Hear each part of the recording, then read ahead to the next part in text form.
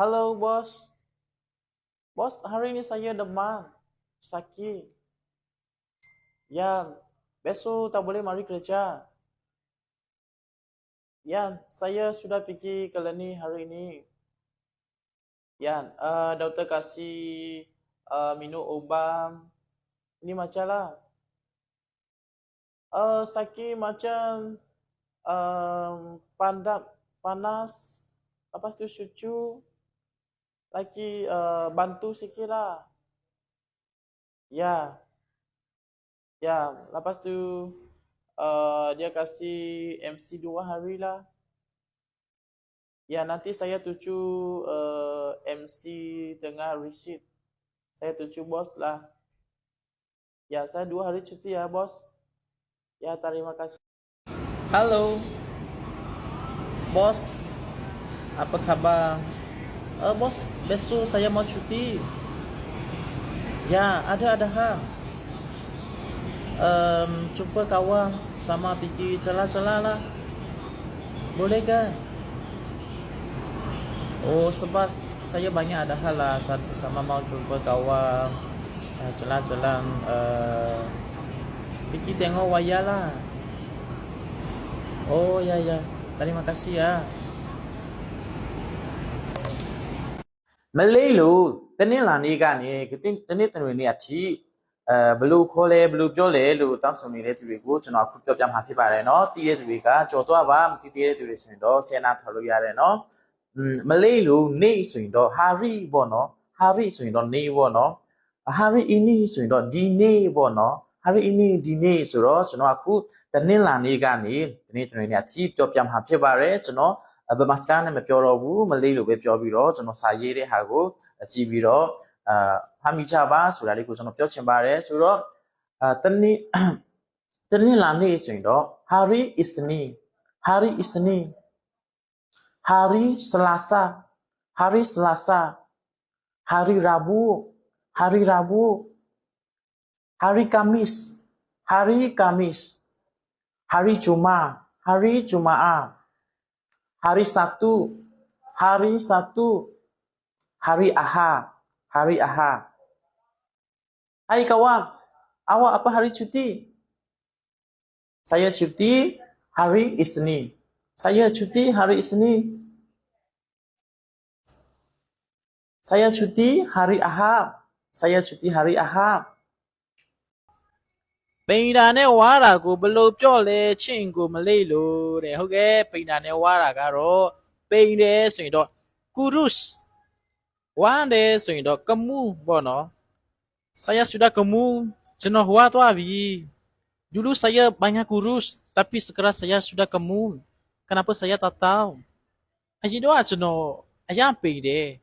Tapi aku tahu tua bi, bab jauh mesti bu. Elup jauh ya le no. Awak banyak kurus ah. Mi ayam pede no.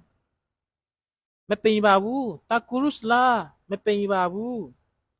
Oh biasalah. Oh pun hawa. Wala aku ကမှုလို့ခေါ်ပြီးတော့ပိန်တာကို kurus လို့ခေါ်တယ်အဆင်ပြေပါစေ Halo kawan sekarang awak mana kedai makanan oh baguslah tolong tapau saya nasi goreng biasa satu Nescafe ice bungkus satu ya itu nasi goreng tambah pedas Ya, tak boleh lah perut sakit, pedas saya tak boleh makan.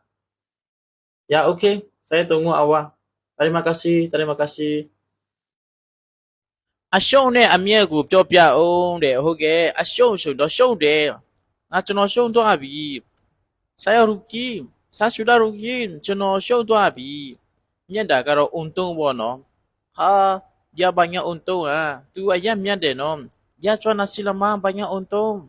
သူနာစီလမရောက်တာအရက်မြတ်တယ်အဲ့လိုပြောလို့ရတယ်နော်တခုခုဆိုရင်တော့တခုခုဗာလဲ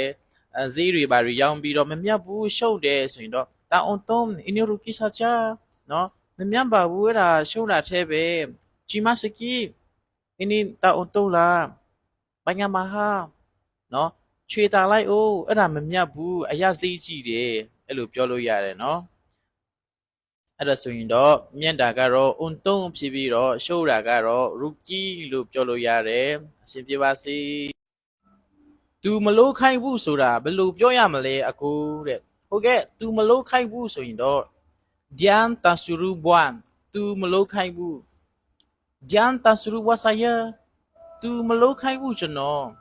သူငါ့ကိုမလုပ်ခိုင်းဘူးအဲ့လိုမျိုးပေါ့နော်ပြီးတော့တန်ဖိုလေးစရူဒီယာသူ့ကိုခိုင်းလို့မရဘူးအဲ့လိုပေါ့နော်သူ့ကိုခိုင်းလို့မရဘူးဆိုရင်တော့တန်ဖိုလေးစရူဒီယာအဲ့လိုပြောလို့ရတယ်နော်ခိုင်းတာကိုစရူလို့ခေါ်တယ်အဆင်ပြေပါစေအကိုပတ်စာချီချီလို့ဘယ်လိုပြောရမလဲတဲ့ဟုတ်ကဲ့မလေးလို့ပတ်စာချီချီတယ်ဆိုရင်တော့ပတ်စာကတော့ဝမ်လို့ခေါ်တယ်ချီတာကတော့ပြင်ကြလို့ခေါ်တယ်စာရမပြင်ကြဝမ်ကျွန်တော်ပတ်စာချီချီတယ်ဘိုလေးပြင်ကြကချီလို့ရလားအဲ့လိုပြောလို့ရတယ်နော်ချီတာကနော်တခုခုပစ္စည်းပဲဖြစ်ပါပဲဖြစ်ဟာချီတယ်လို့မျိုးချီထားတယ်ဆိုတာကတော့ပြင်ကြလို့ခေါ်တယ်နော်ခြေယူပါအကျွေးဆေးကိုဘယ်လိုခေါ်လဲဥပမာနှစ်ကျဲနဲ့ပြား20ပေါ့အဲ့လိုမျိုးဆိုရင်တော့အကျွေးဆေးကလေစင်လင်းလို့ခေါ်တယ်လေတို့အကျွေးဆေးကိုစင်လင်းလို့ခေါ်တယ်အကျွေးဆေးရှိလားအဒက်စလင်းကအဒက်စလင်းအကျွေးဆေးရှိလားနော်နှစ်ကျဲနဲ့ပြား20ဆိုရင်တော့ဒူဝါရီကင်းဒူဝါဘလူးဆန်ပြောတဲ့ခါကျရင်ဆန်လို့ပြောတယ်နော်ခုနှစ်ကျဲနဲ့ပြား90သူချိုရီကင်းလီမာဘလူးစေသူချူစတငါအဲ့လိုလည်းပြောလို့ရတယ်နော်စတငါတဝဲကိုစတငါလို့ခေါ်တယ်သူချူစတငါအဲ့လိုလည်းပြောလို့ရတယ်နော်ဒါကြောင့်မို့အကျွေးစေးရတော့စင်လင်းပေါ့ပြီးတော့ပြား20ပြား30နော်စပလူးဆန်ဒူဝပလူးဆန်လီမာပလူးဆန်အဲ့လိုပြောလို့ရတယ်နော်မိတ်ဆက်မှာဆိုရင်တော့ပြား30နဲ့ပြား20နဲ့ပြား90ပဲရှိတယ်ဆိုတော့လေနော်ငါးပြားတော့ရှိတာပေါ့နော်လီမာဆက်ပေါ့လို့ပြောလို့ရတယ်အရှင်ပြေပါစေ